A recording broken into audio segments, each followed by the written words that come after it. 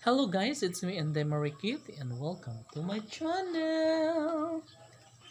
Syempre guys, dati kasi masyadong sa panahon guys, mga 1980s o mga 80s, mahirap pa ang buhay noon dati no.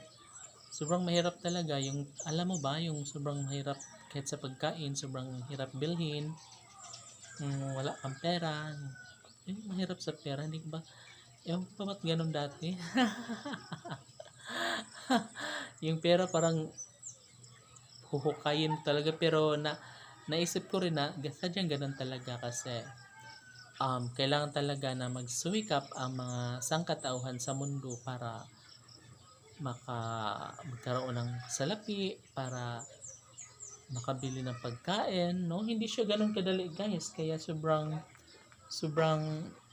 maaano talaga sa mga nakakatanda guys na dapat wag magsayang na pagkain. Ultimo namang isang butil ng bigas ay dapat wag sayangin.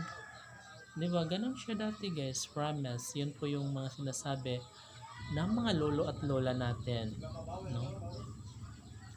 At sadyang, like for example, bumili sila ng tinapay. Yan guys, dapat kainin mo. Wag mong sayang-sayangin kasi dugot pawis yun, be. Bago ka magkaroon ng tinapay before kasi napakahirap ng ng paano kitain ng pera, diba?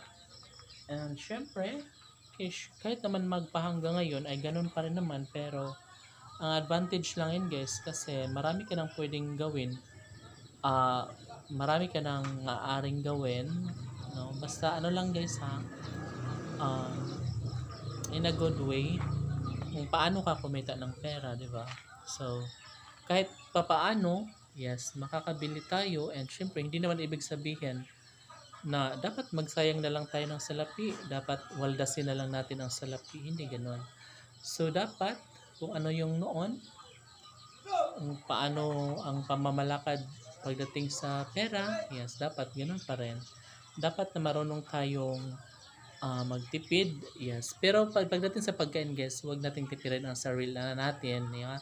Kung ano po yung kailangan natin sa bahay, sa pamilya, yes, yun po yung uunahin natin, priority natin yun, guys. And, syempre, guys, oo, ganun naman talaga siya. So, mahirap naman, may pera ka, tapos hindi ka naman gumagastos, hindi ka naman bumibili, tinitipid mo naman yung sarili mo sa pagkain, which is not good. Maling-mali. Ya, humana sila giinom ya? Aw. Magkuha pa di ka? Aw. Di ba, which is wrong. So, anyway, ganun talaga siya. So, dapat ay dapat ay manatili na pahalagahan, no? Dapat meron tayong pagpapahalaga sa ating mga kinikita sa ating salapi. Gets?